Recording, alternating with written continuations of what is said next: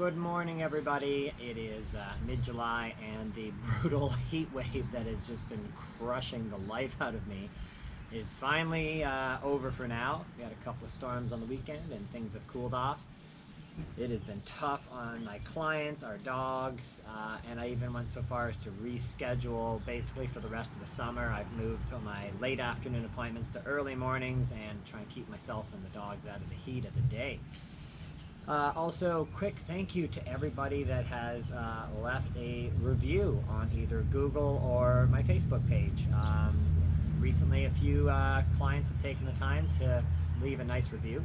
Greatly appreciated. Look, this builds confidence. If a new client, like a potential client, contacts me and they're unsure of my services, and then they look through and see that a lot of people have said good things, well, that helps, right? So it's greatly appreciated. Thank you very much for taking the time to do that. Today I would like to talk a little bit about leash and collar training versus the leash and a tool such as the head harness. Okay, so head harness, basically that's a general term for a couple of brand names, the Gentle Leader, the Halti, okay, but I'm not specifically like talking about like a brand. I'm talking about head harnesses. So you know, you've seen dogs where they've got something around the muzzle, maybe it goes around the back of the neck, and usually the leash connects under here to a little ring, okay? And I wanted to talk about that versus a leash and collar. So I would say the number one reason why somebody goes to a head harness, well, first of all, the reason you're going to go and use a tool like that is probably because your dog is a puller, or maybe there's some leash reactivity, like your dog sees other things in the environment, typically other dogs, but could be people, could be a person on a bike or skateboard or a squirrel, and they become very difficult to handle during the reaction when they become overstimulated and they see this, and a head harness might give you some better control. So why would somebody go head harness versus just your standard leash and collar?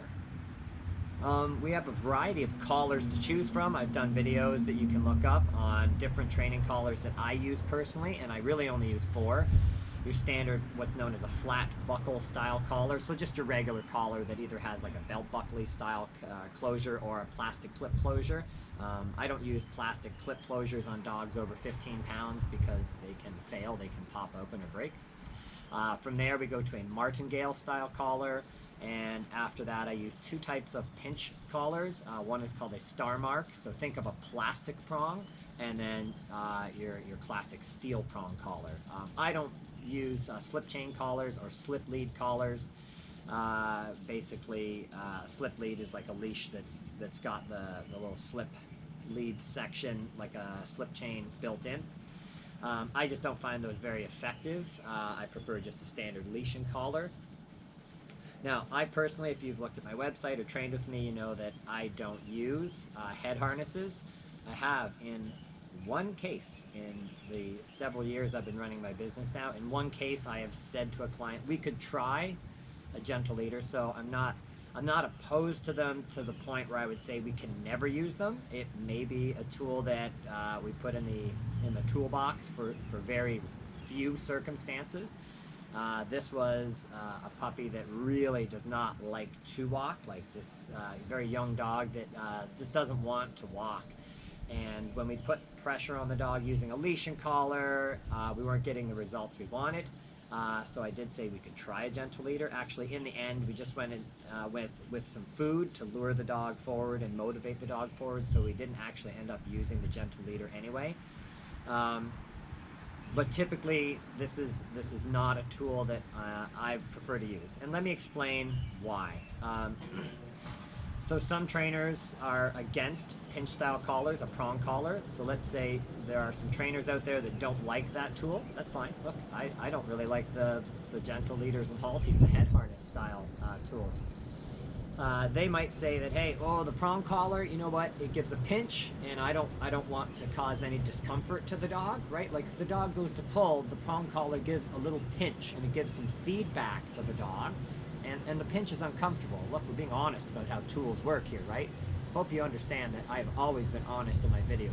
I don't candy coat anything. I don't try and bend the truth or anything. I'm just straight up, and if you don't like what I have to say, that's okay. We're all allowed to have our different opinions here, right? So a pinch style collar, that's what it does. It gives a little pinch, dog goes to pull, the collar gives a little pinch, the dog backs off and says, oh geez, pulling is uncomfortable now and I think I won't pull anymore, okay?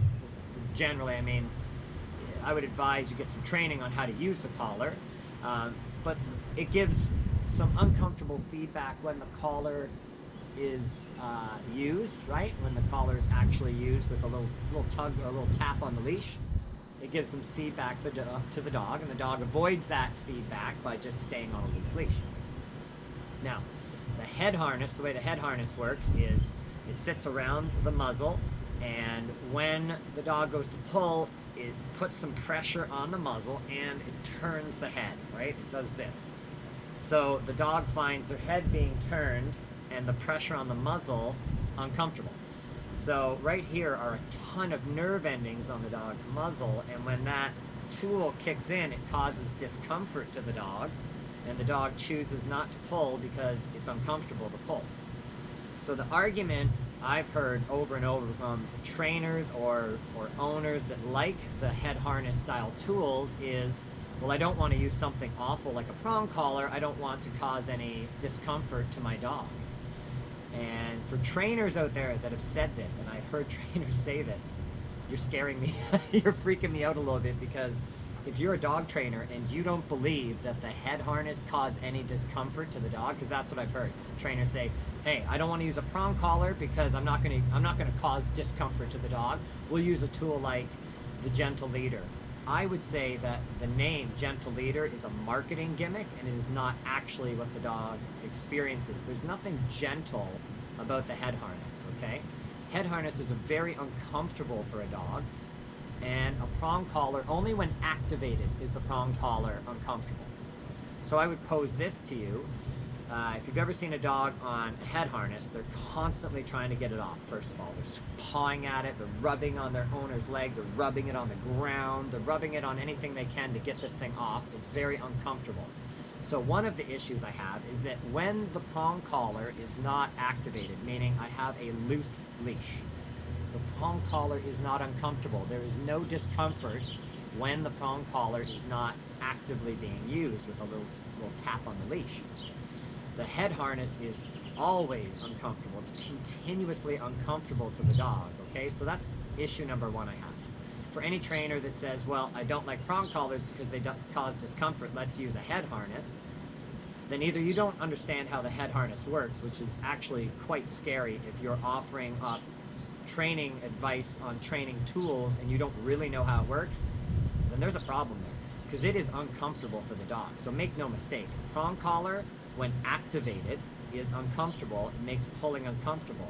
The head harness, also uncomfortable, but continuously uncomfortable, more uncomfortable when the dog goes to pull, okay? So that's issue number one. Issue number two, I don't like the way that the Gentle Leader and Halti head harnesses work. They turn the dog and cause pressure here. Now, I have seen dogs firsthand, my own eyeballs, where the fur has been worn off of the muzzle with the head harness, okay? So first of all, it's gonna cause coat damage. I've seen actual rashes and skin irritation from it, okay?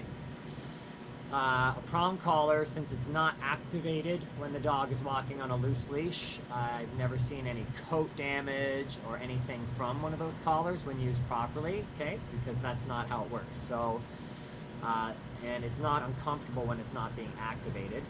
The way that the prong works is it gives a little uncomfortable pinch when the dog goes to pull on the neck.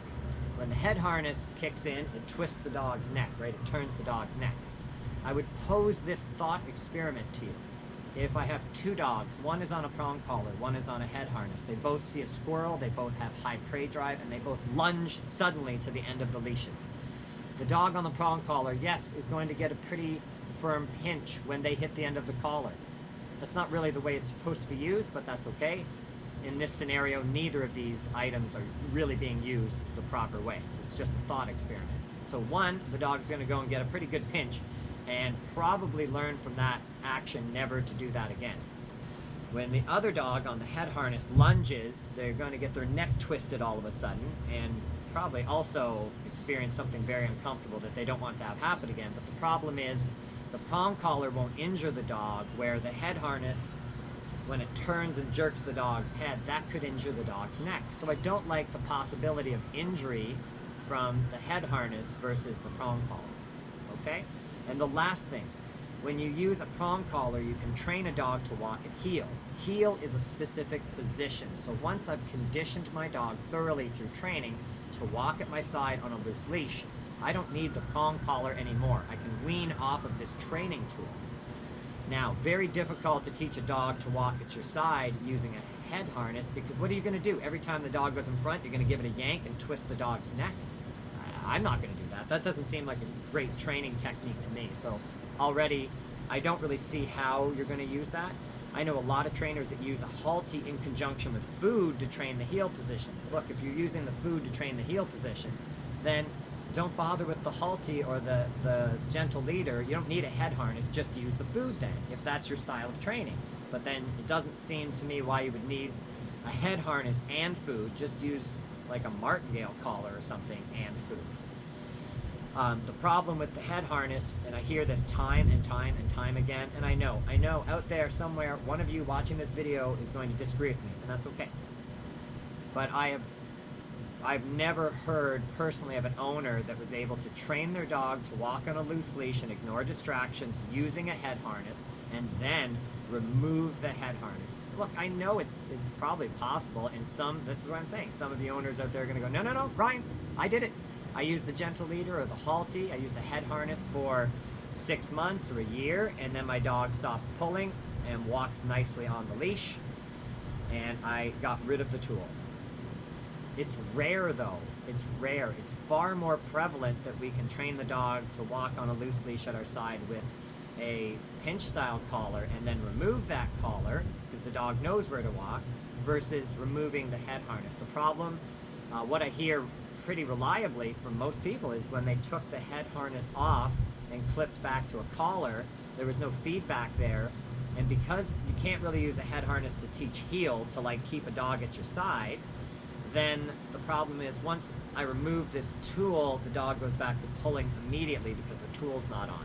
So it becomes very difficult to transition off of a head harness back to leash and collar, where it's much easier to transition down from more firm style training collars, such as a prong collar, down to a martingale and down to a flat collar. So it's much easier to transition off of a prong collar, in my experience anyway, than it is to transition off of a head harness style. Okay? So they both cause discomfort when the dog tries to pull. So anybody that says the prong causes discomfort and the halty doesn't, and that's why they want you to use the gentle leader or the halty, then they don't really know what the tool does. So already you should be concerned, okay? Because head harnesses are uncomfortable for the dog, and yes, so is a prong collar, okay? But that's how they both work. I just don't happen to like the way in which the head harness works versus a prong collar. And I've always found I have better control and better feedback to the dog on a prong collar versus a head harness. It's very difficult to transition off of the head harness and onto a collar, where it's much easier to transition away from prong collars back to standard collars, okay? So that's my opinion, that's my take on the head harness. That's why I typically don't use it in training. In fact, to this day, I have still not yet used it in training with the dog. Like I said, look, as a balanced trainer, I'm open to pretty much anything that's safe and humane and fair for the dog. I don't sort of draw a line of like, oh, there's certain training tools that I absolutely refuse. I just typically don't use a head harness and haven't yet, but I'm not so against it that in a certain situation I might not be open enough to try it. I'm open to try pretty much anything that's safe and humane. Okay, but that's just my opinion on leash and collar training, or more specifically, a prong or pinch style collar versus a head harness, and why I prefer to use we're talking very difficult dogs that have a lot of drive and are pulling. These style dogs may do better on a pinch style collar, and I just really don't like the way that head harnesses work. I find it to be more management than training, where I can do more training with their leash and collar. Okay, hopefully that made it clear to everybody. Get out there in the cooler weather now and enjoy some time with your dogs before the next heat wave, and we'll talk to you soon.